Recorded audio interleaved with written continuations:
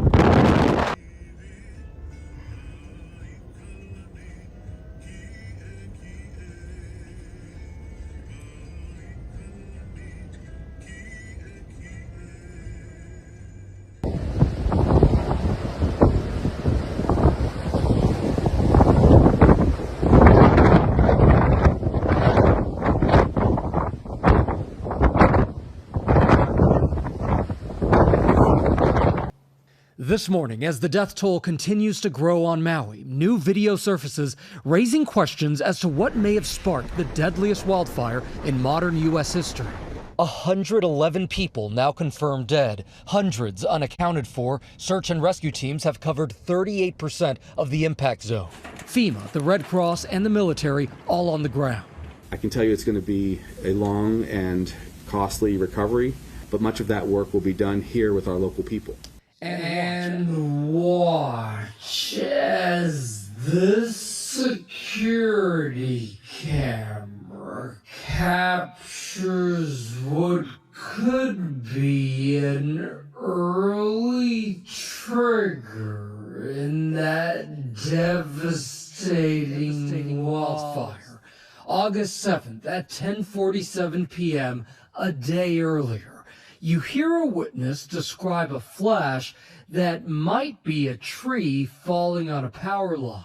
It's windy, and then there's a flash, and I think that's when a tree's falling on a power line. The power goes out. One expert saying those videos taken in upcountry Maui show the flames spreading and maybe the first evidence of downed power lines igniting a fire. We've got that video of that kind of explosion, and we've got 10 sensors in that community that show a very sharp drop in electrical voltage at precisely that same time. Lahaina High School, in the neighborhood that did not, I repeat, did not burn. You can see all these houses are standing around here, unburned. There's no burn here, okay? So to me, this is like something out of a space movie, because you have this small field with some grass that burned, right? You can see where the grass burned. But then you have these two vehicles sitting in here that have melted Oh, yeah, it's Aluminum. So Donovan, if you want to just take us through this car real quick and show us, I know you know a few things about cars, you can point out some things that require a very high temperature. By the way, we just talked to the neighbor who was talking to an investigator in Lahaina town yesterday, and he said the investigator told him the temperatures reached in excess of 3,000 degrees. So tell us what you got, Donovan. Well, we have about 300 degrees for aluminum, and this 300? 1,300. 1,300, okay, thank you. 1,300, well 1220, but if you round it up, because it was not only melted, it was liquefied to the point where it became a river of aluminum going down the dirt hill. So this is the aluminum rim, obviously. There's the tire, what's left of it, the steel threads or steel belts. And maybe combination gas tank if the gas tank's aluminum. Okay, okay. So you have liquefied aluminum running down the side of a grass fire. The caliper melted, unless they stole it, but it looks like the bolts are still there. So that, and then you get the steel belts of the tire, which is just a bunch of a wire mesh laying there, and you have the windows that were melted, the back window. If you look at the big old, almost like the glass is just melted. Yeah, it was dripping. This is almost what you would see if you put a car in an incinerator. But this is and aside from the federal government's bureaucratic failure, they have good reason to be suspicious. Just like what we saw 5 years ago in Paradise, California, there was nothing normal about these fires. Within a day of burning, it was like a bomb went off. When you see the full extent of the destruction of Lahaina, it will shock you. It does appear like a bomb and fire went off, if I may. And all of those buildings virtually are going to have to be rebuilt. It will be a new Lahaina. Local residents have been reporting bright flashes of light. One was captured by a home security camera that appears to have been the start of the Olinda fire. Many people are saying that it was directed energy weapons. We know that most major governments already have them. And on the day before the Maui Fires broke out, locals were reporting a heavy overcast from chemtrailing that they'd never seen before. Lahaina is considered to be a historic and sacred land. It was the capital of the Kingdom of Hawaii before it was taken by the United States. It's been occupied by Native Hawaiians ever since, who are defiantly opposed to the mainland outsiders who have been buying up land with no respect for local culture. Not just BlackRock and Vanguard, but billionaires like Mark Zuckerberg, who owns more land on Kauai than what the government of Kauai owns, and Oprah Winfrey, who has bought over 1,000 acres of land in Hawaii, including a new 870 acres in Maui she just bought this spring. That same year, a report on wildfire prevention was published that was focused on the exact same areas in Maui where the fires just broke out. All the historic downtown, all of it is demolished and all the houses gone. But those commercial big box stores are still there. Hawaii Governor Josh Green has been putting the World Economic Forum's Great Reset agenda ahead of Hawaiian interests. Just weeks before the fire, he unveiled an emergency proclamation on housing that eliminates the traditional Land Use Commission, allowing the government more leeway to build as they see fit, such as building 15-minute smart cities run by artificial intelligence, just like they've been planning to do in Hawaii for years. At some point... Shocking, or maybe not.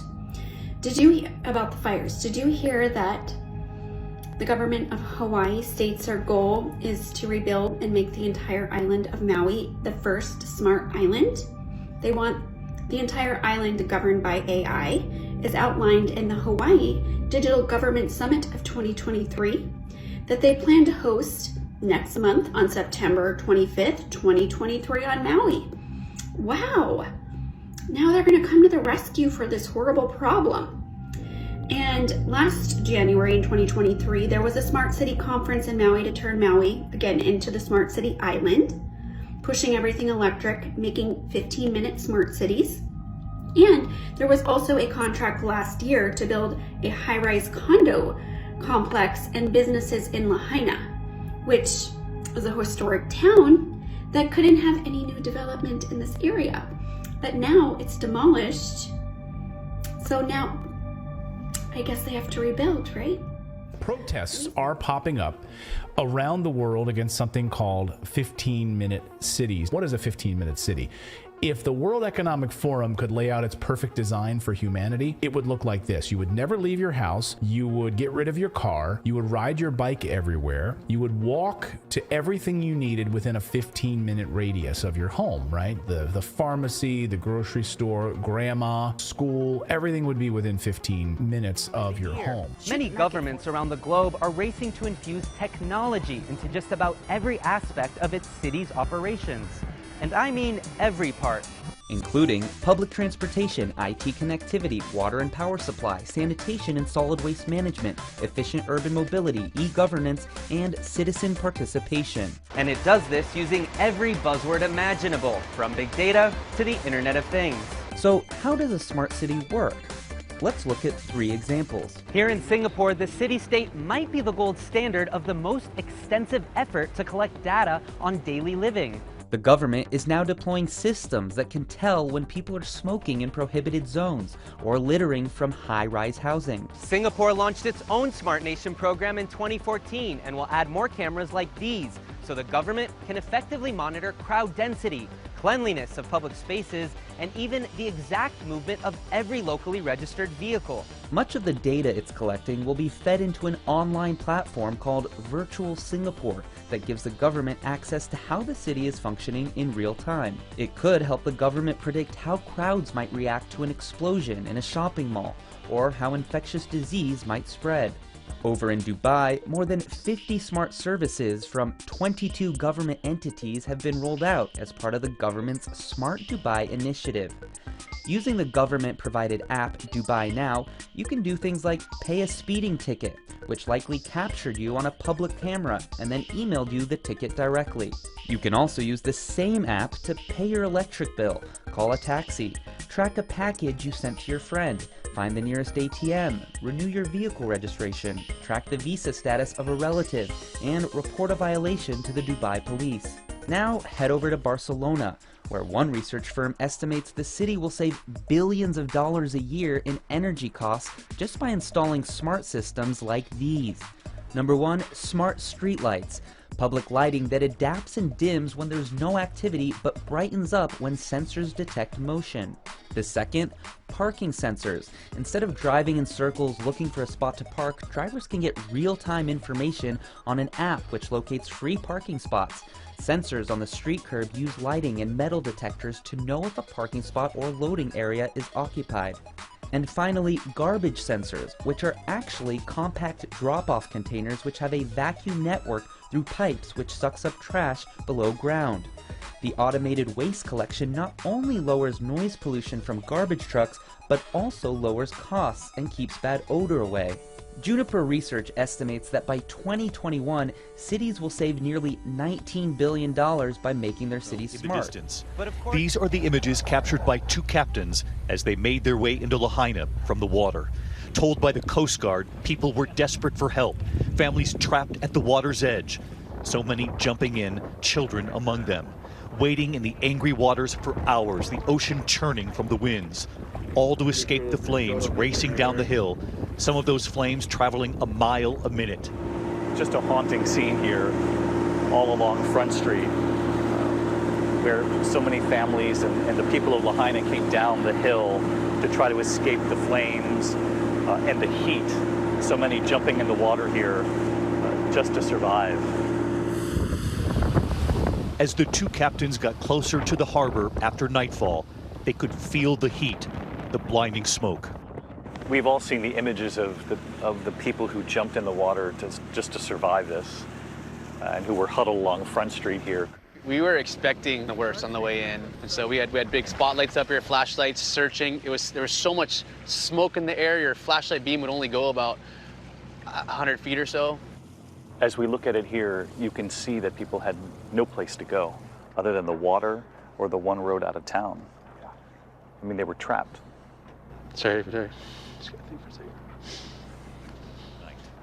Well, it looked like a zombie apocalypse. Everything was on fire. Everybody was just covered in soot. Their faces were covered in soot from the fire? Yeah. I mean, everything. Everything. Everybody was kind of covered in soot. So many people who were actually even in the water were holding like a t-shirt up to their face just to breathe through it. But the best I could tell, there was a girl that was 9 and a boy that was like 11 or 12. They were pretty scared, showed up out of the dark and took them paddling out through the waves. Who I think was a young boy, the older one was encouraging his sister to be strong, and it was pretty touching. When you look at these charred buildings and the melted cars all along Front Street, I mean, it's as though these families they got trapped. The images of that night, the families, parents and their children in their cars, they won't forget. The timeline tonight, how did this happen? It was more than a week ago, Monday evening, August 7th, 10:47 p.m. A surveillance camera capturing this moment, a flash, video of what could have been an early trigger in these deadly fires, a power line arcing. Witness Jennifer Pribble. It's windy, and then there's a flash, and I think that's when a tree's falling on a power line and the forest is on fire. The data compiled by Whisker Labs, a private company monitoring the grid through a network of sensors here, documenting dozens of major electrical incidents around Lahaina. We've got that video of that kind of explosion, and we've got 10 sensors in that community that show a very sharp drop in electrical voltage at precisely that same time. At 6:54 Tuesday morning, 8 hours later, you can see Jennifer and a coworker running with a garden hose and a fire extinguisher, trying to put out the flames. It was just minutes earlier, 6:37 a.m., Shane True, woken up by the howling winds. Power line just went down. In that moment, using a hose to try to protect his home from the fires that he says appears to have been caused by a down power line. That's the power line that started from up the road there. Authorities then declaring that fire under control around 9 a.m. that morning, but then losing control of the flames hours later when the winds caused a flare-up to spread. Nice gust right there. Those winds 60 to 80 miles per hour. Let's see how long this pole's gonna hang. A power line pole beginning to shake, the winds intensifying, debris flying, that pole rocking. The winds like rocket fuel for the fires. Tonight, demand for accountability and serious questions about whether alerts were sent when they should have been and whether sirens should have been sounded. Was there a widespread alert? No, there wasn't. It seemed sporadic. I'm going to have to say that the government could have done a little bit better. None of the sirens were activated. The head of Hawaii's emergency management agency defending the decision not to sound those alarms, saying he has no regrets. Do you regret not sounding the sirens? I do not. The sirens, as I had mentioned earlier, is used primarily for tsunamis. Had we sounded the siren that night, we're afraid that people would have gone into the fire. Late tonight, that administrator for the Maui Emergency Management Agency has now turned in his resignation, citing health reasons. And tonight, Maui's mayor has now accepted, saying, quote, "Given the gravity of the crisis we are facing, my team and I will be placing someone in this key position as quickly as possible. And I look forward to making that announcement soon." In this neighborhood, disbelief, people rushing to evacuate in their cars. By 3:52 p.m., the reflection in the side view mirror, a glimpse of what was coming directly at them. Eric Zimmerman capturing these images as the dark smoke overtakes the sky. 4 o'clock in the afternoon here. Smoke is crazy. I got ash all over my face. The Hopper family here on vacation, praying in their car. We praise you and just keep us safe. 4:46 p.m., the fire and smoke overtaking Lahaina. By 5 p.m., historic Front Street, filled with businesses and restaurants, was on fire. The explosions. At 5:02, Denny Euchert holding his phone out his window. Gridlock on Front Street, families were trapped. Smoke and fire all around them. You can feel the heat off the traffic. Denny not sure what would come next, recording this message to his family. If I don't make it through this, I love everybody. Look at that. 2 blocks away, Marjorie St. Clair driving away from her home, trying to find a way out. Lahaina is on fire. By 5:30 p.m., the fire on Front Street so ferocious, families including Noah Tompkinson's have made the impossible decision to abandon their cars and jump into the ocean. Both sides, to the left and the right, are on fire. So many clinging to the shoreline, covering their mouths and their eyes. At one point, it seemed like I might drown a little bit. I inhaled a lot of water. When Sean Doherty swam out of the water and got back onto land, he was badly burned. I couldn't even make it across the street because the pavement was so hot, and now I have second-degree burns on the bottom of my feet. Bosco Bay leaving his workplace on Front Street at 5:36 p.m., just 1 block from Noah's vantage point, embers barreling toward him and in the direction of Denny Euchert's car. 5:59 p.m., just 1 block away, Denny Euchert has now abandoned his car, crossing the street and sheltering on the rocks of the harbor. Dozens of people are sitting across the rocks as the waves crash over them. 9:39 p.m., homes, buildings burn to the ground. 2 hours later, 11:30 p.m., a half an hour before those 2 captains arrive in the harbor to help, this nighttime drone with a view from above. Tonight, more than a week later, increased scrutiny on the utility company Hawaiian Electric. That company saying they are still investigating what triggered the fire, adding that the cause has not been determined. And Hawaii's Attorney General now launching an investigation into the response. At least 3 lawsuits have now been filed against that utility company, alleging turning off the power could have saved lives, preventing electrical fires. Hawaiian Electric defending its actions, saying power was needed to keep the water running. But authorities say in some places that ultimately failed too. Firefighters reporting that some fire hydrants had run dry.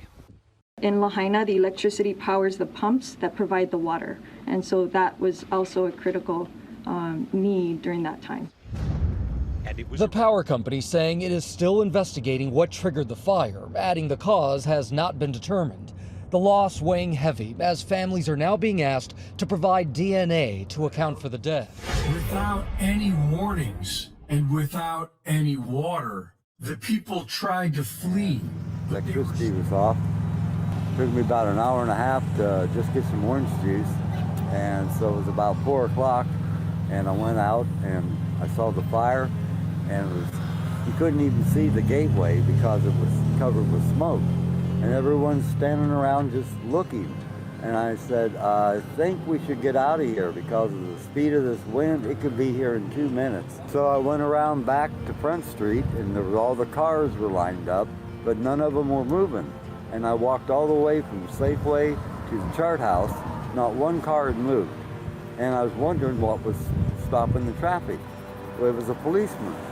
And I got to the end and I looked up north. There were no obstructions. There was no reason to keep those cars there. Are you serious? I'm serious as a heart attack.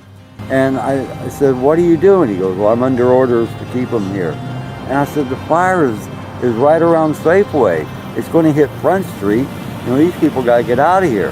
And he said, I'm following orders. No way. And so I just kept walking. Well, maybe he knows something I don't, you know. So, and I keep walking down the highway, and I look behind, no cars are coming out. I walked all the way to Waikuli Beach, still no cars coming out.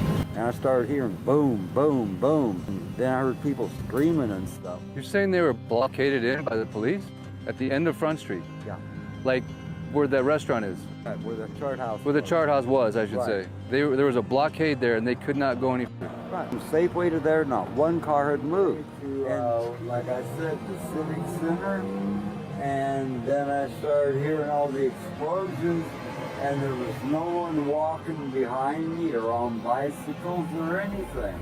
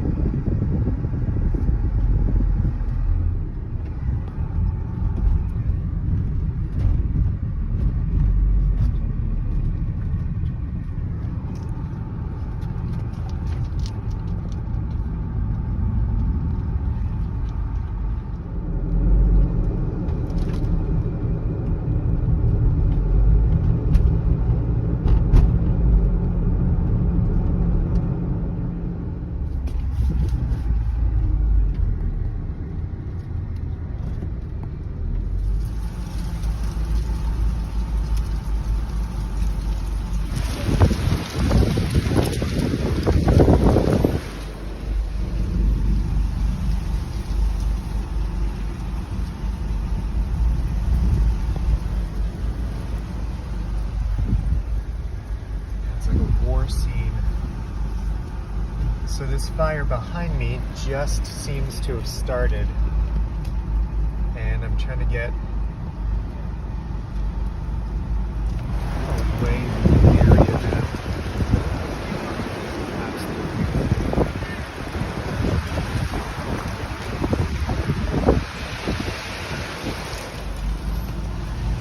all right.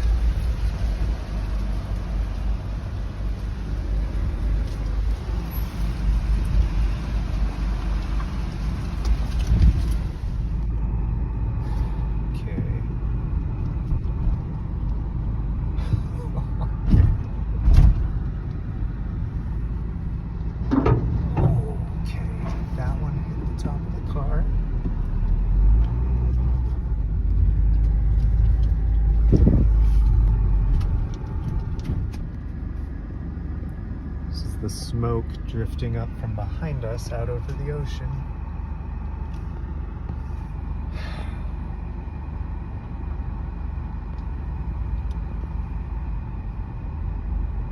Pretty crazy.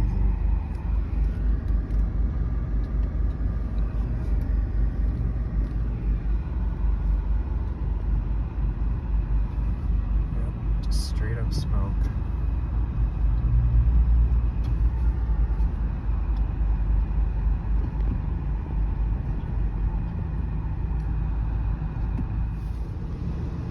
These lines are concerning.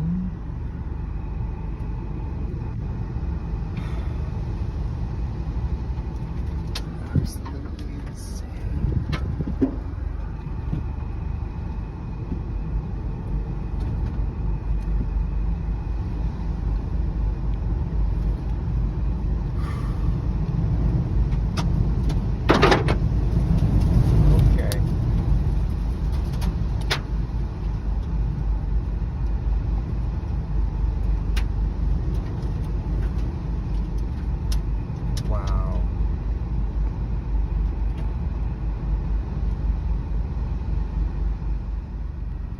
So this is smoke from the fire, which is over there somewhere. The wind is blowing this way, so my goal is to get into the Kingdom Hall parking lot. I don't see flames or anything yet. That is my goal, is to get to the Kingdom Hall and hunker down.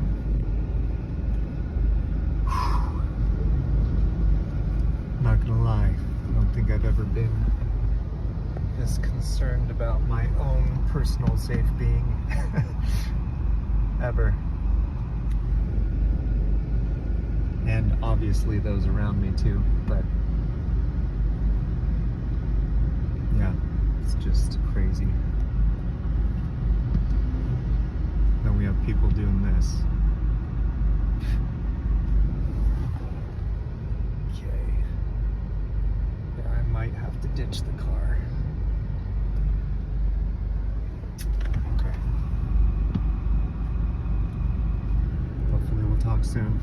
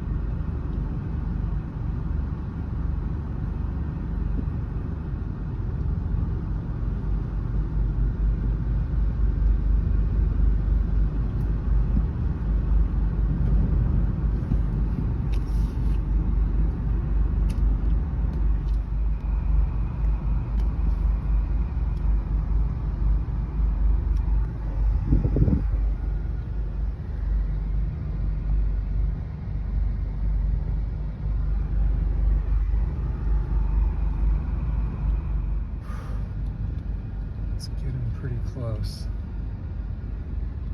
Oh gosh.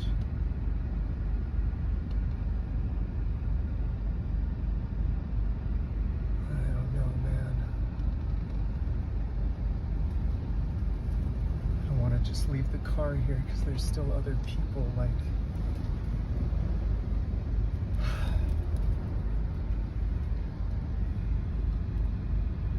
This is getting very concerning, though.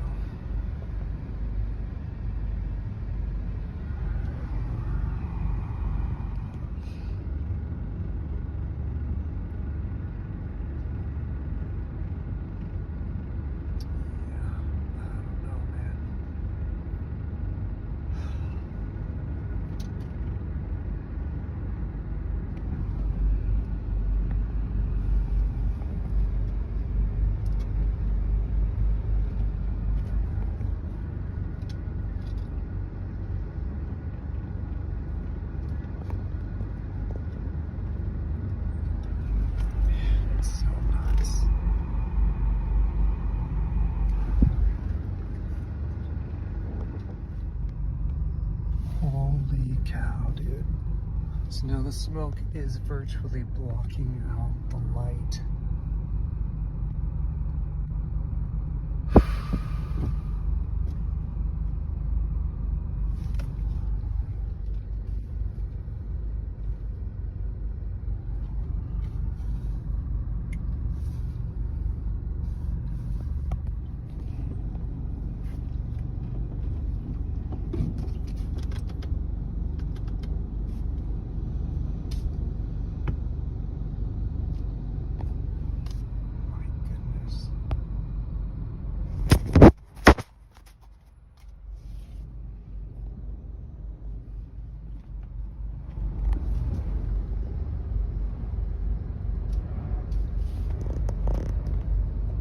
Okay, well, I'm at the Kingdom Hall.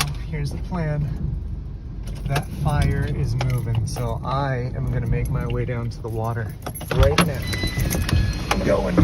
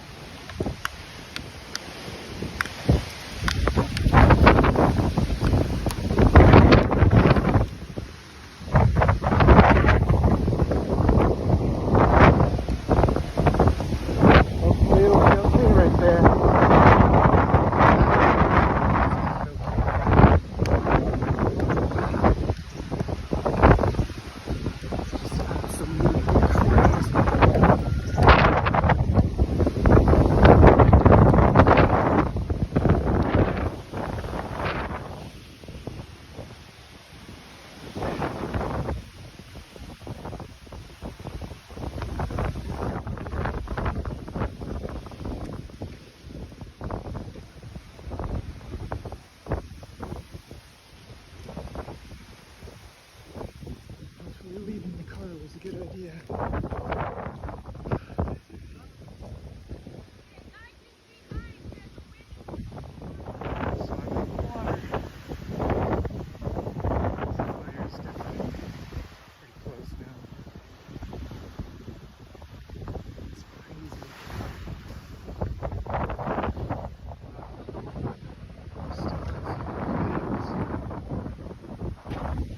Definitely close.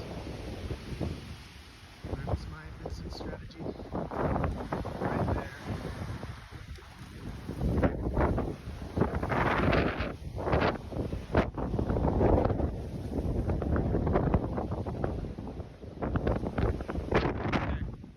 See if my cellular is working again or not. At the end of the street now. I mean the beach.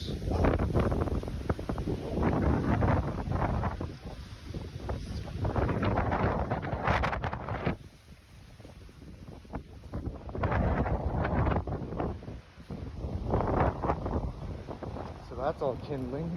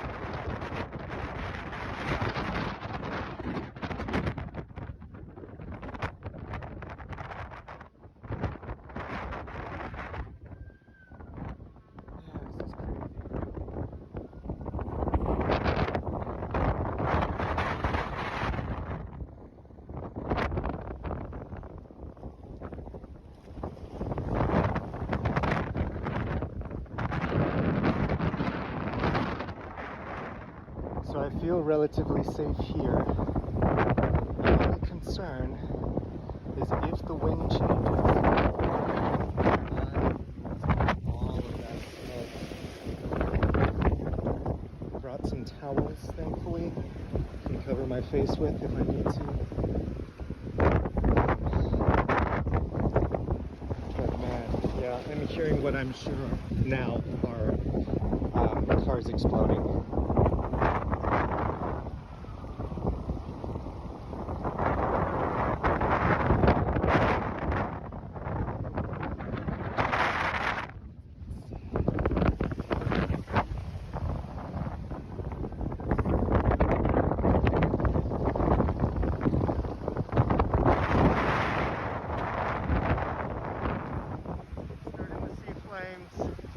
Starting to see flames.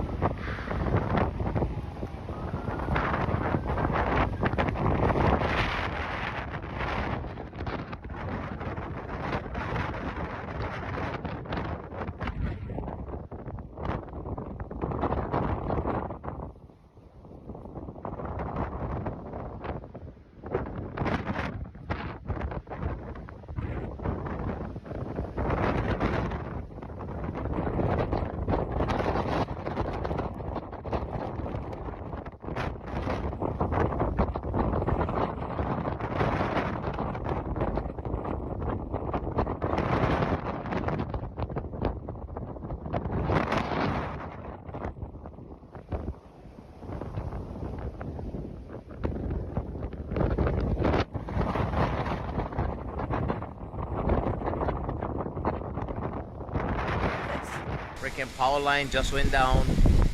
So this video was shot on Maui on August the 8th by Shane True. Listen to what he's saying. See him right there. That's the power line that started from up the road there, and all of that is still burning. So he's talking about fires sparked by live wires downed by wind. So does Hawaiian Electric bear any responsibility for what happened in Maui?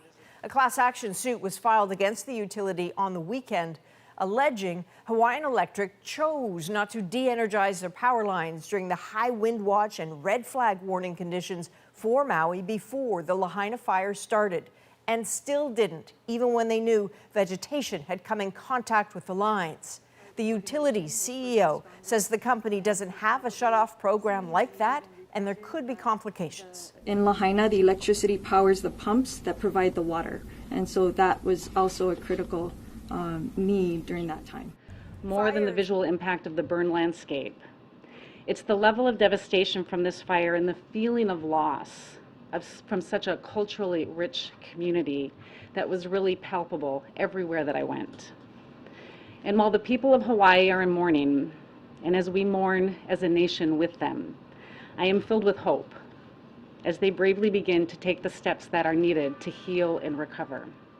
Now, it's important to remember that this is still a very active and dynamic situation, and our FEMA urban search and rescue teams are working closely with the state to help account for those who are still missing.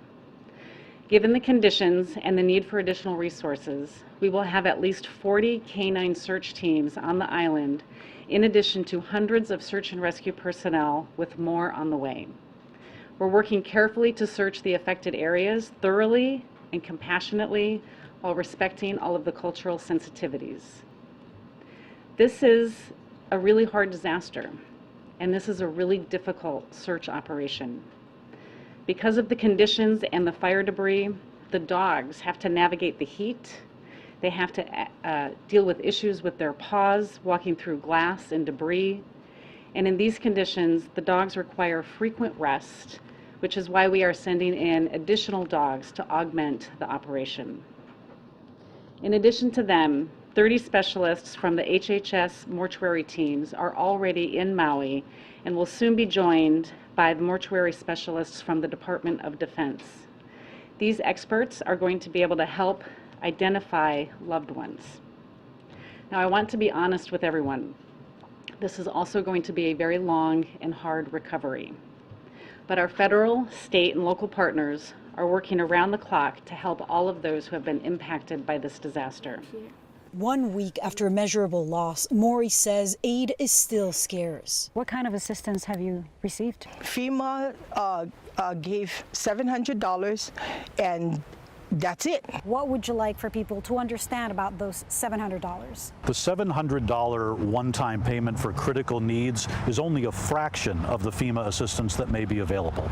FEMA has deployed at least 380 specialists to Maui.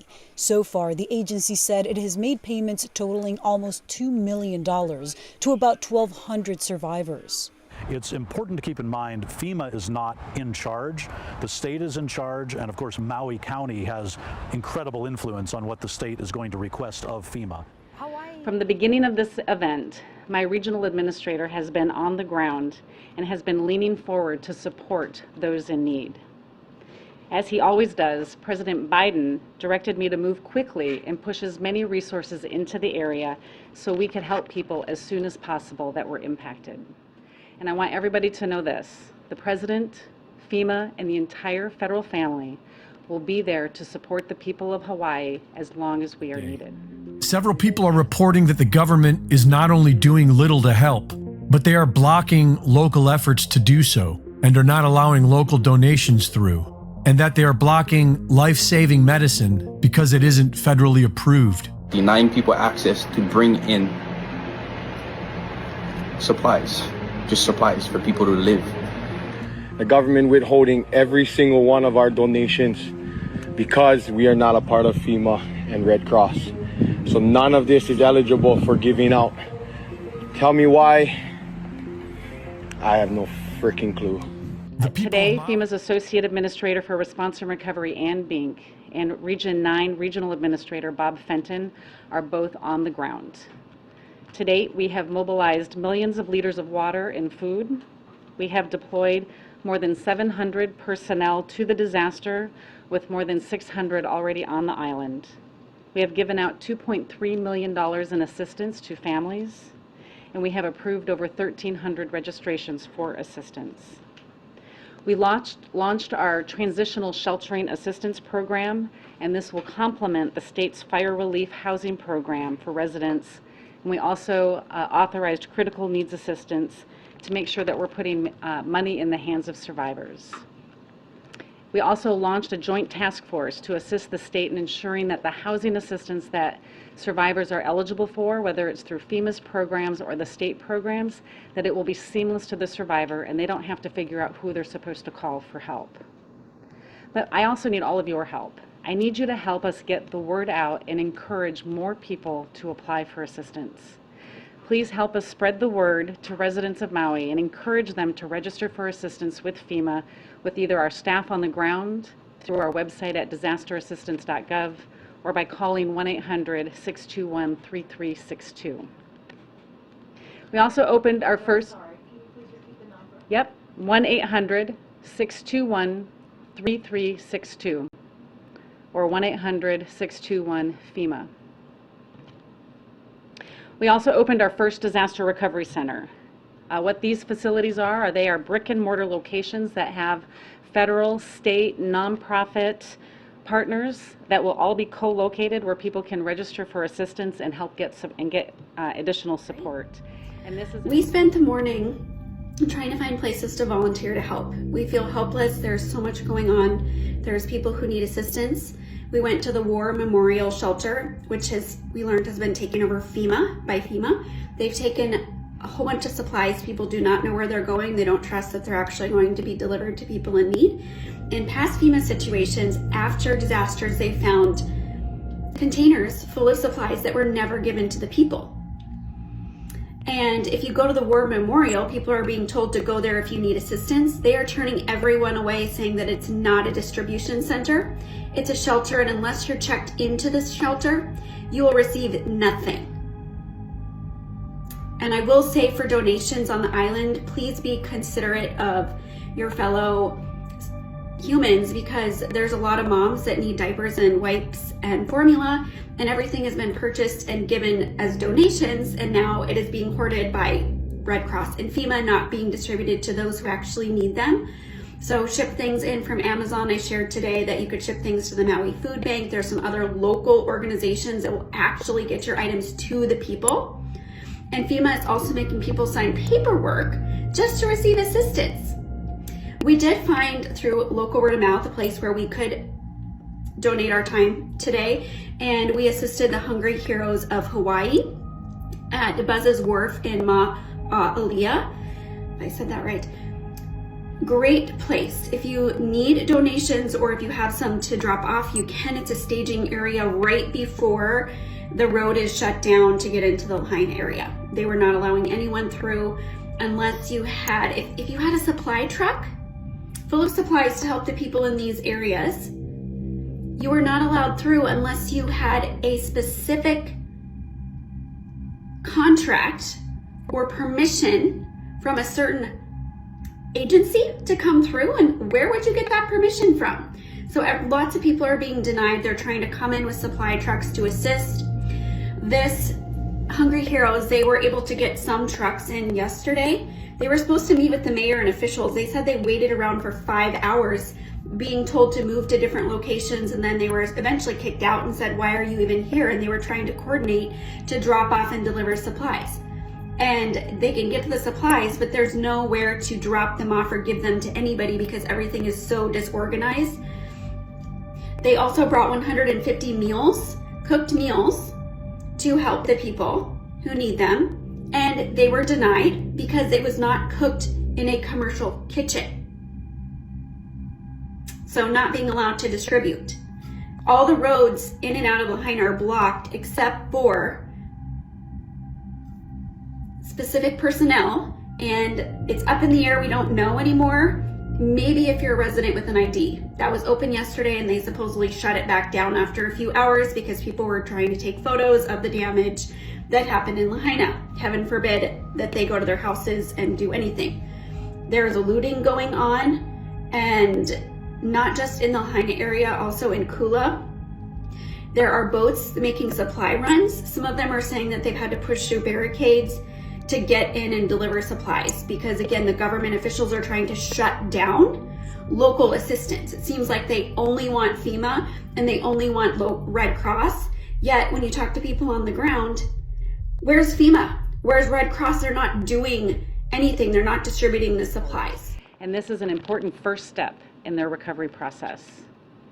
We're also cognizant of the fact that the fires have completely upended people's lives, and that this is especially true for young children of Hawaii who are unable to return to school in their affected areas. Once peaceful arena into a warfighting domain. They have weaponized space through killer satellites, directed energy weapons, and more in an effort to exploit our systems and chip away at our military advantage. Laser-based weapons are able to destroy the target with external heat. And microwave weapons are designed to penetrate the target through external antennas and sensors and ignite the internal electronics, destroying them from the inside out. This could explain how thousands of homes have rapidly burned into their own footprint, while the trees surrounding them survive. And it could explain the several cars we have seen utterly destroyed, with temperatures hot enough to liquefy glass and metal. To stop these disasters from getting even worse, we have to cut the carbon pollution that's driving the climate crisis, and that's what the Inflation Reduction Act is all about. As Karine noted, we're marking the one-year anniversary of a truly transformative piece of legislation, the Inflation Reduction Act, which is the largest investment in clean energy and climate action ever in the United States, in the history of the world. This summer has brought one climate disaster after another, from extreme heat in Arizona and Texas and across the Southeast to floods in Vermont and upstate New York to thick smoke from Canadian wildfires. And all of us have watched in horror as the Maui Fires have claimed over 100 lives, the largest loss of life of a fire in the last 100 years in America. I was grabbing water out of the toilet. I was grabbing water out of my Brita filter in the refrigerator. It's a kind of disconcerting feeling when the fire guys show up and they don't have water. During the pandemic, when all people were ordered to lock down indoors, why did governments around the world make exceptions for mass protests? We've all heard the term fire sale. In this case, it's not a metaphor. When a community is damaged by protests, the value of local properties plummet. Investors then gobble up the devalued real estate for pennies on the dollar. In many cases, the leaders of the decimated communities receive kickbacks for allowing this transfer of wealth. Big companies and investment firms swooping in and buying up some of the only affordable homes in your neighborhood. Bill Gates, business magnate, software developer, philanthropist, nation's largest farmland owner. Gates owns nearly 270,000 acres. It's a reinstitution of Marxism where, communism owned all the property. In his Communist Manifesto, Karl Marx wrote, "The theory of communism may be summed up in a single sentence: abolition of private property." Keep an eye on shares of Hawaiian Electric. They had been down more than 60% prior to today. At one point on the day, they rallied 17%, and then they were recently halted after a report by the Wall Street Journal that the company is in talks with restructuring firms. Those shares now have resumed trading and down about 7% on the day. There's been a lot of talk about the potential liabilities that Hawaiian Electric might have related to those wildfires out in Maui. The idea here that they could be in talks with restructuring firms already, what does that signal to you? So I think it's a little bit early. The fact that, we saw this report from the Wall Street Journal that they are in talks, maybe it's just in preparation, as opposed to, for them to just look and see what their options are. That doesn't necessarily mean anything's going to happen immediately, but my bigger concern from the credit perspective is that we had a downgrade from S&P, and then we may see one from Moody's and Fitch follow in the days to come, pretty much like we had with PG&E. What is likely to be a wide-ranging and long review of the wildfires is underway, as State Attorney General Ann Lopez says she's taking on the task. I talked to two former AGs who say starting early in a crisis is the right time. It's important to get to the scene of the incident as quickly as possible to be able to find out what evidence is there before it's cleaned up. It's important for her to start early. I don't think that when she announced that she was going to investigate that she had any preconceived notion as to what she was going to be looking for. But the powers invested in the AG are broad: to subpoena witnesses, question under oath, gather and analyze evidence. These investigations are looking for potential violations of law, potential areas where someone has not followed the proper procedures and proper legal requirements. And that means anything is on the table. Lopez says she'll scour both the Maui and Hawaii Island wildfires, looking at critical decision-making, standing policies, and what happened before, during, and after. She says the investigation will coincide with supporting all aspects of the ongoing relief effort, but now is the time to start understanding what went wrong. If that has been determined who is at fault, then they should face penalties and consequences for not preparing in advance for these types of storms. That's former Public Utility Commissioner Jennifer Potter, who survived the Lahaina fires and is with her family in West Maui. starting with Hurricane Lane and then looking at the progression of it, we knew that their wildfires were a problem in Maui. We knew that for certain. And the government there is aware of it. You know, the utility there is aware of it. The state is aware of it. And yet we had not taken the actions that are necessary, that we must take now. HECO has a 500-page climate adaptation and resiliency plan sitting before the PUC for more than a year now.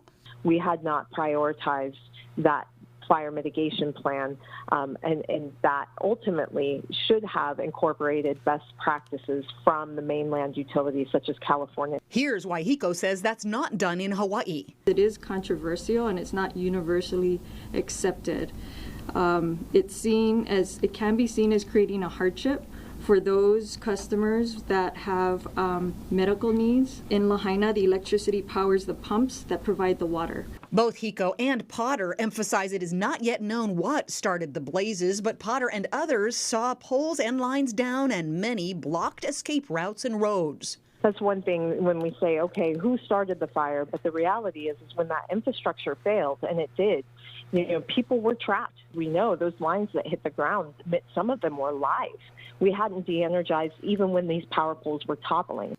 Potter says the breakdown of communications bears investigation too. Of the alerts that did go out, people they were not able to receive information from emergency medical systems and from text messages or emails that were being broadcast.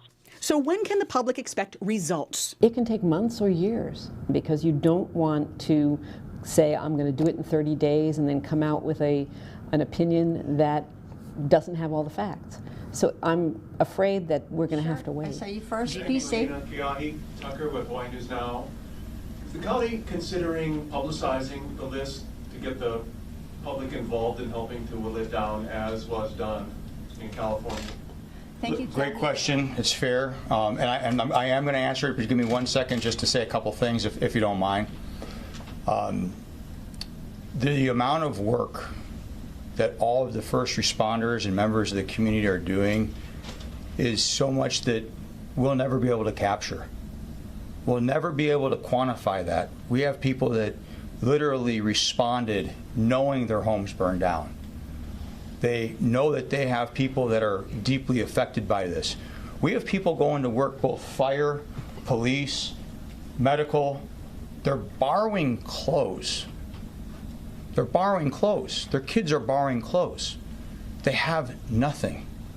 And so I just think it's so important that we take a moment as human beings and recognize how much we're really into this. Reference to question, let me answer that. So the answer is yes, we are looking to do that, but what we want to do is want to get a verified list. The 1,100 names right now, we know that there's a margin of that some of them have first names only. And there's no contact number back. So there was John's missing.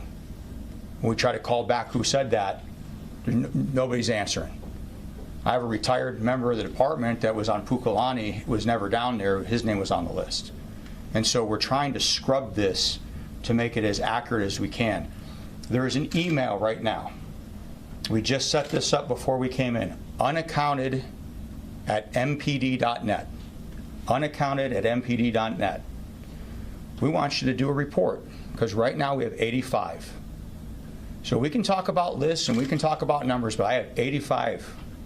So if you're serious, do a police report. Because I'll tell you what, if you want to waste our time and do a fictitious report, we'll deal with that. But the reason I'm saying it is don't waste our time when we're trying to do the right thing. Don't be part of the problem, be part of the solution. We're going to scrub the data. Once we get to what we think is a viable list or a verified list, we'll push that out. We'd like to do that in the next few days, maybe sooner than that. I don't want to get tied into exactly what day and what time, because then it might not be exactly right. But yes, we will get that out there. So if we do know that there's somebody we can take off, great. And if we know it's somebody we need to focus on, great. There is no secrecy, there's no hiding different things, but we want to make sure that we're as respectful as we possibly can. Thank you. Are you having difficulty obtaining DNA samples from relatives? Are they unaccounted for? And if so, why is that?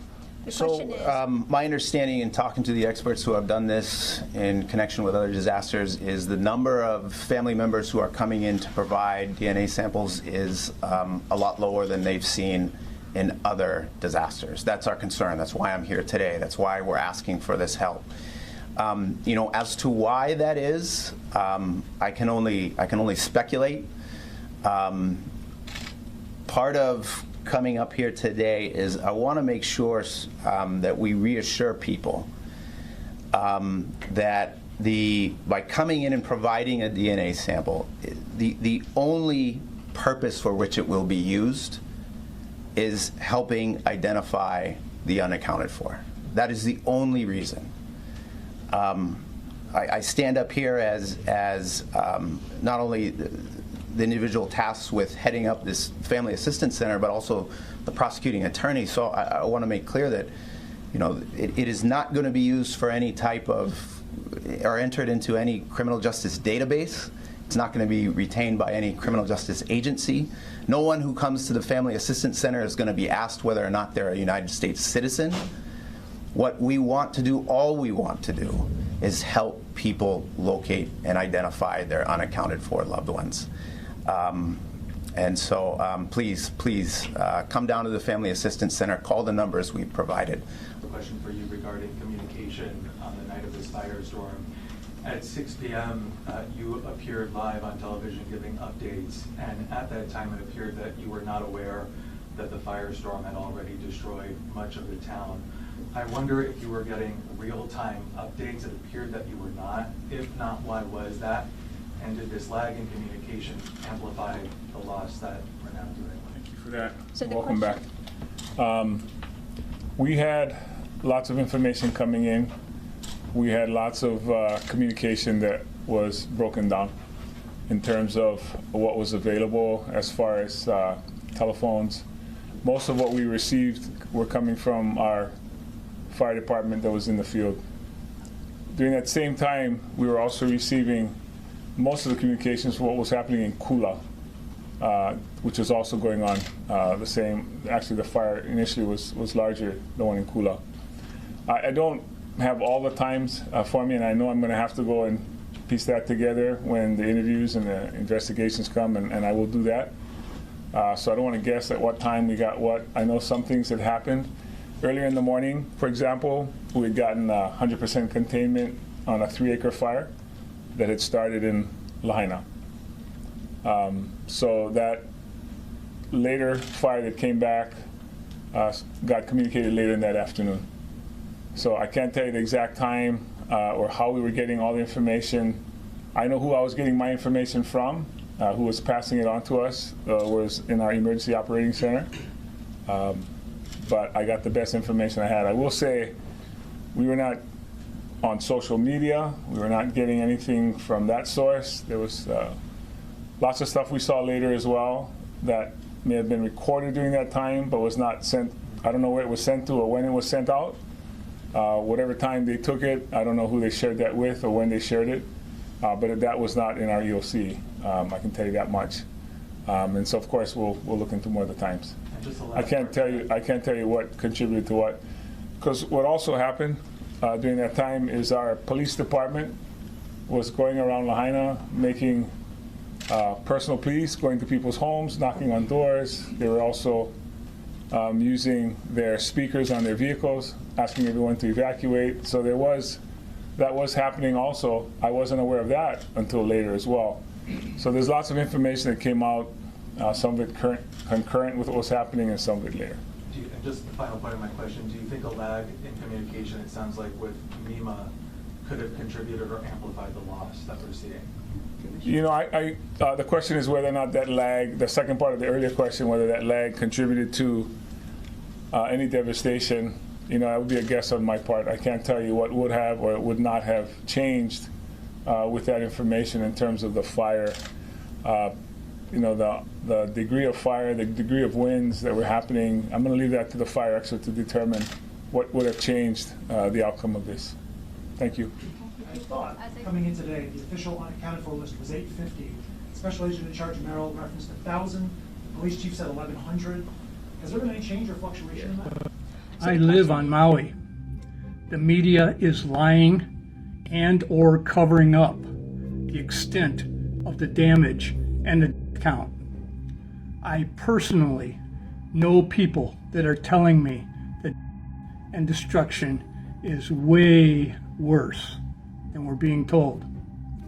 I am witnessing the cover-up by the media firsthand.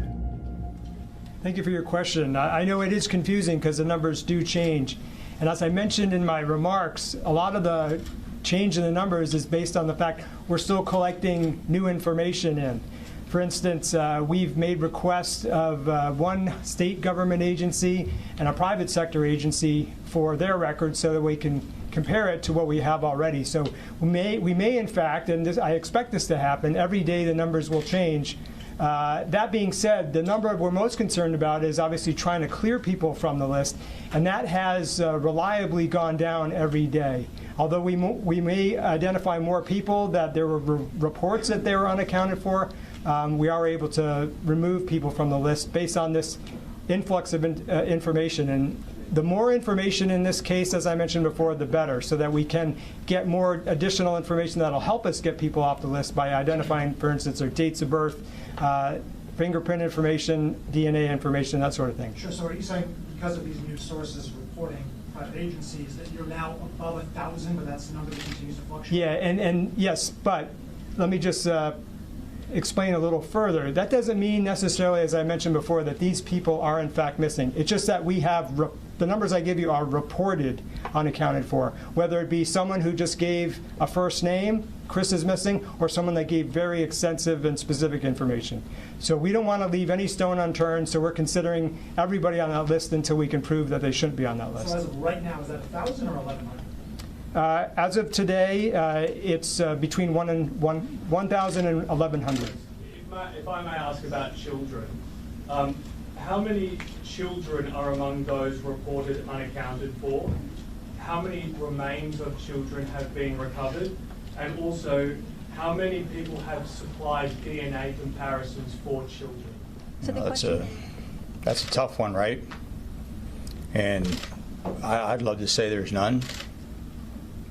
I don't know the answer because we're not recovering whole bodies.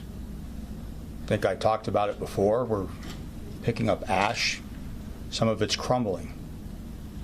So here's what I can tell you is there's 13 folks that we've released their names, and you see their ages. We do know at some point we will be releasing some names of some children, but we don't have them identified. I know that we've recovered some that we believe to be. I don't know the exact number because we just don't have that. So we have to get that as a community, as a world society. We have to understand that that's going to happen. And so we'll get that when we can. But I really honestly can't give you the exact number because we're still sorting through it, which is why the plea for the DNA is so important. And so the question is, if you feel that you've got a family member that's unaccounted for, give the DNA. If you've got a family member that's unaccounted for, do the report. Let's figure this out. And so just a name with no callback doesn't help anybody. And so we want to not create panic and pandemonium. We want to deal with what we know is there. And we've got the area that we're searching, and we're doing everything we can to get those remains and to do that recovery. So as far as the DNA, I'm gonna leave it over to that, but I do know that on the lists of 1,100, we don't have any children listed on that. So this list that we have, again, sometimes there's not enough information to identify much about the person. Sometimes, again, as the chief mentioned, we only have a first or last name. That being said, of the unidentified, of the people on the list we're still trying to get more information on, we don't have anyone on the list that we know they have a date of birth that shows they're a minor. That doesn't mean, as the chief mentioned, there are not minor victims. I don't know the answer, but on all of our lists, we don't have any names currently that show a date of birth of someone who is a child. The total number of family reference samples that have been collected thus far is 104. We're using those samples and the personal information provided to construct family trees or pedigrees to try and use the DNA for the identification purpose it was intended. I don't have the exact numbers on how many of those submissions are specifically looking for minors. I want to talk a little bit more about kids because you're saying there are no kids on this list of unaccounted for, but we are hearing from locals, from parents, their babies are missing. How can that be? We've heard a lot of stories, and I'm not saying that there's not kids, and I think I was very clear on that. But we have not confirmed any of them to have passed. And so we have to go through the process, and we'll get to it the best that we can, but we have not confirmed any of them at this point. And so we can only do with what we can do with at the time. And so we want very much to be able to give that peace and that mind. And I don't know if you saw the story of the notification, you know, and you know, I'm half tempted to have you raise your hand and tell me if you've seen it. But I got people that are having to go and make notifications for, at some point it's going to be well over 100 if we can get them identified. And that's not in their job description. Nobody signed up to do that.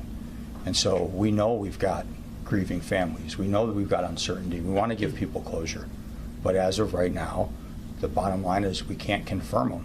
And I just can't say it's that person without having that empirical evidence to do that. And so we'll get to it, but we're going to do it right. And I've seen those same things too, but we have to do it the right way.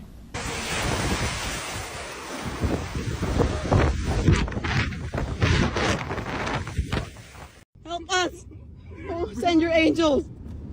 Look! Guys, start praying. Lord! Oh no! Oh no! Oh no! No, we gotta get out or something. There's nowhere to go. The fuck? The car! The car! The car! Fucking bird. We have to go! We have to go! We. Oh no! Oh no, guys! No, we have to leave. We have to leave. No, there's a car behind.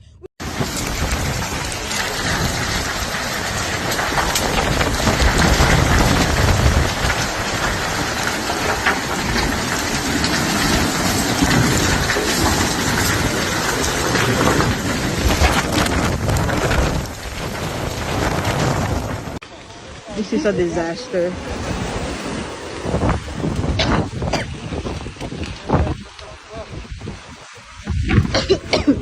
Okay, get in the water. Fuck this shit.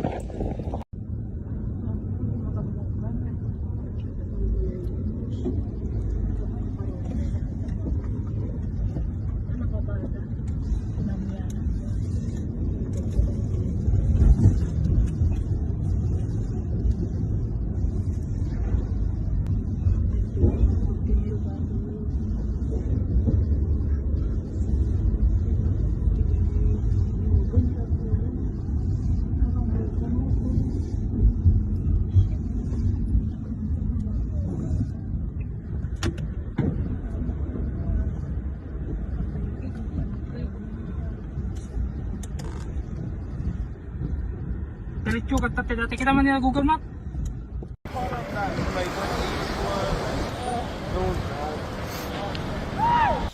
Holy shit.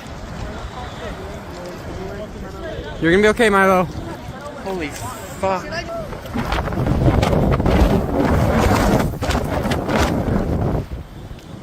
Shit. Both sides, to the left and the right, are on fire. White smoke starting to come, which means the fire's starting to die out.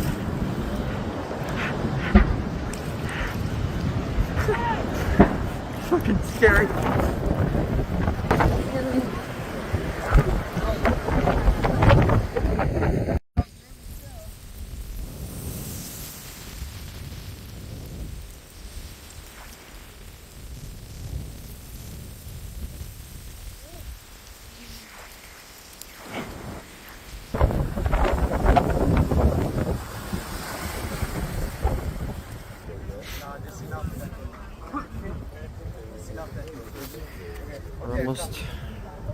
Almost rescued.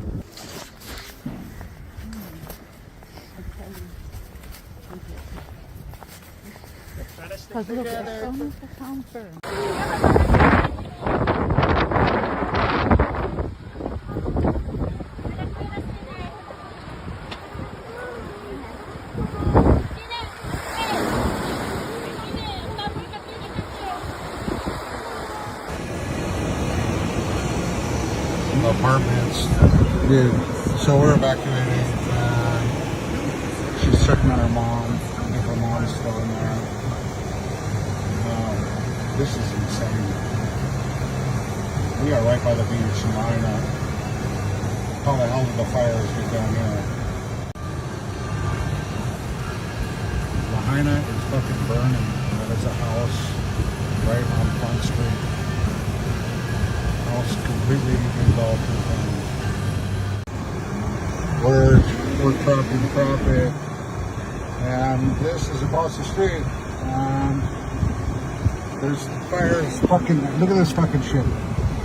It's just fucking everywhere. You can't even fucking see. There's no cops anywhere. You can't tell what the fuck's going on. Nobody came to evacuate us. Fucking trees are down. There was no warning of any fucking shit gonna happen. This is just utterly, look at little fucking fires. These are like fucking $1 million goddamn fucking homes over there. These little fires.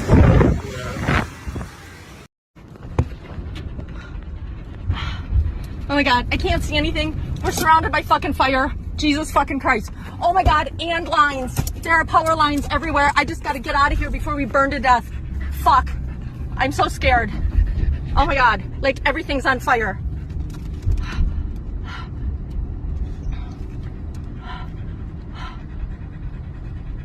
Looks like, Jesus fucking Christ. Oh my God, I've never been so scared in my life. I think, oh my God. Oh my God, oh my God, oh my God. Oh my God. I'm so fucking scared.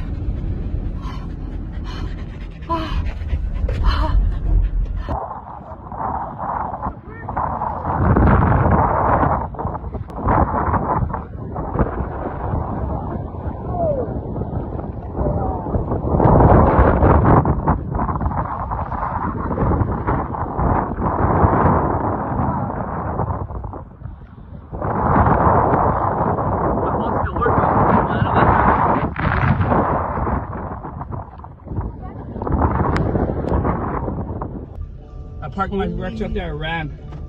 Shit. Oh my God. Yeah, these power lines above us are really freaking me out. Oh, you can feel that heat, huh? I was rocking in it, man. There's fucking big flames back there. They're going around. Yeah. So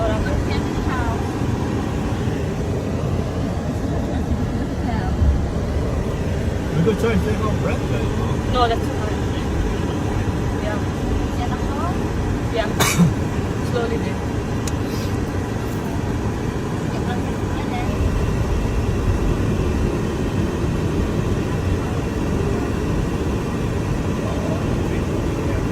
Hey, let's go, let's go, let's go. Go, go, go.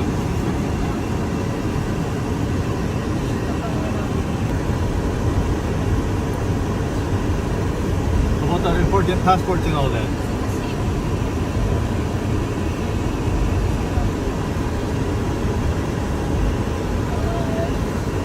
Oh my God. Oh my God.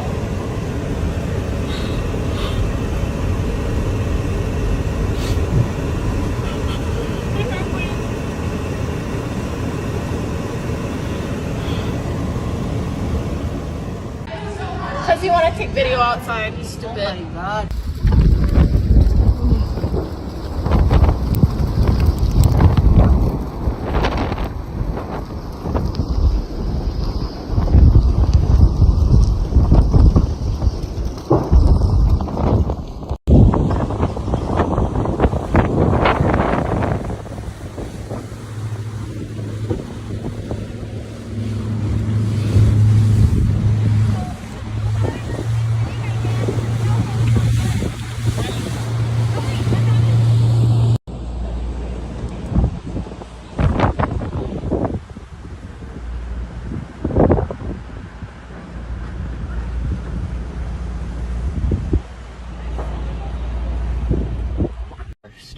out.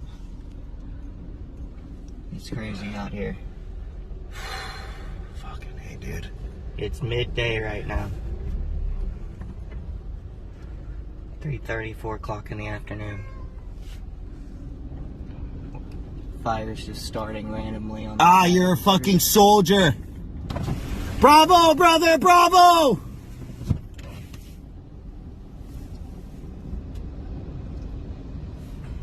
This is insane. Oh my gosh.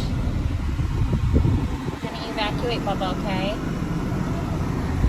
We're gonna evacuate. It's very... Lord. Oh Lord, please tell them to leave. In Jesus' name. Please, Lord, tell them to leave.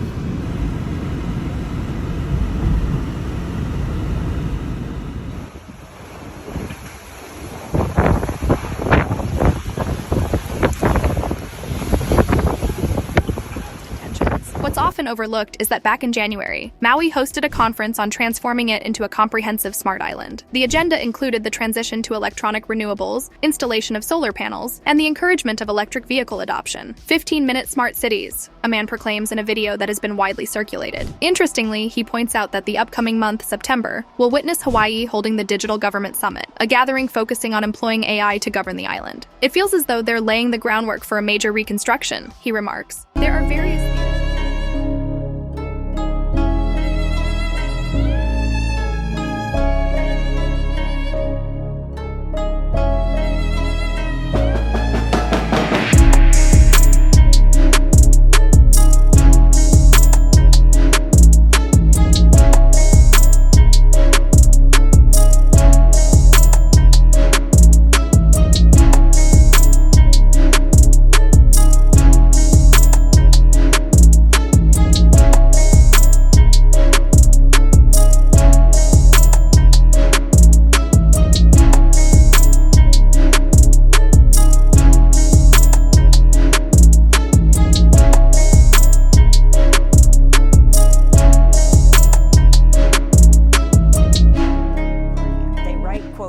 It's a name that speaks to contemporary forms of neocolonialism and climate profiteering, like the real estate agents who've been cold calling Lahaina residents who've lost everything to the fire and prodding them to sell their ancestral lands rather than wait for compensation.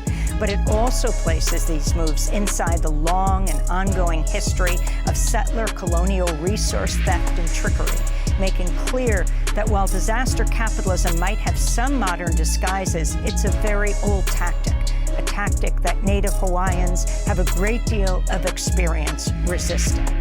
Opportunity to be here. To be quite honest, things are pretty brutal right now in Maui Komohana or in West Maui. People are still trying desperately to find ways forward from this disaster of untold proportions. And I'm not on Maui. I'm actually on the island of Kauai, so a couple islands over. And I have not been there since the fire, but that's also absolutely appropriate because people who don't need to be there should stay away but send support from afar, regardless of what that looks like. Whether that means making and sending poi or writing opinion pieces or sending money, whatever is the best way people can support from where they are, I think is really important. But the word from our network of folks on the ground is that people are really struggling. I mean, our community has rallied in amazing ways, and I think that that's part of the message that we want to get out. You know, that Lahaina strong and Maui strong, that those are more than sayings. Our people are incredibly resilient. People aren't waiting on FEMA or even on the state or county. Relief organizations are springing up in people's homes and their garages, and supplies are coming in by boat, by plane, by vehicle when the roads are open. But there are also a lot of uncertainties, and people are concerned because what's galling for me is I see in the midst of, you know, all of this attention and focus on resources being streamed towards Maui, that really there's a naked power grab and really a land and water grab that's also underway. There's been talk already about folks getting offers on their homes, and I know from friends that that's happening. But as I mentioned, there's also water grab in the works, and the discussion around this really makes me fear for the future of Lahaina and whether or not it will be one that includes Native Hawaiians and other local people, or whether the Build Back will focus on outsiders. Are we putting up the flat panel here? They started building tiny homes to help with the housing shortage. All of it on the outside? Now Gail Kingsbury and Austin Bennett have found another way to make a difference. They want to help the thousands of people on the island of Maui who lost their homes in the devastating wildfires earlier this month. I don't think we might be able to help. I think we can help. We do have a solution. It's not the only solution, but it's definitely part of the solution that can get people into a home, into a safe living situation, and we can do that pretty quickly. Kingsbury and Bennett are the co-founders of United Tiny Homes in Goodyear. They've only been around for 2.5 years, but already their business is booming as demand for these 400 square foot homes has skyrocketed with the affordable housing crisis. The homes have provided families here in Arizona and across the country a way to own a home for a lot less than a regular house, about $130,000. The company owners are currently working with the government of Hawaii and other businesses to figure out a way to get these homes over to Maui as quickly as possible. I think logistically it makes more sense for us to build them here and then ship them there, because as you can see, we already have the facility, we have the men, we have our processes down.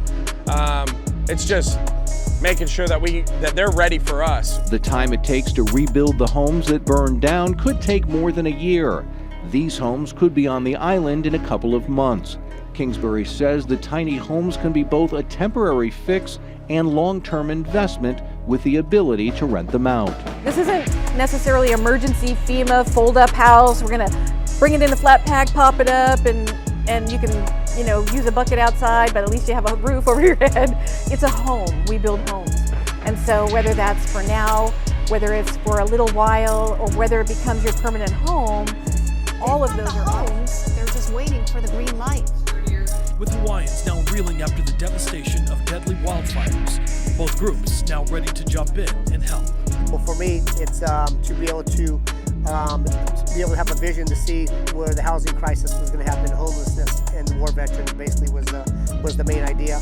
But unfortunately, the timing's perfect to help the people in Hawaii. I think that there's so many homes and families displaced.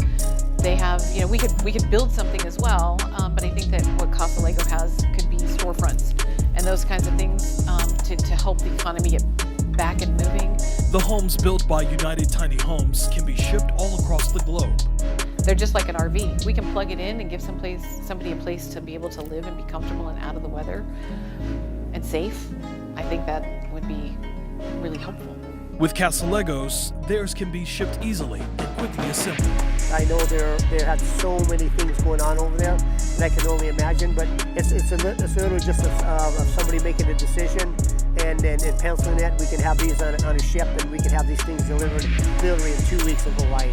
But the only thing standing in the way is red tape. We have several models here that we literally could send right away.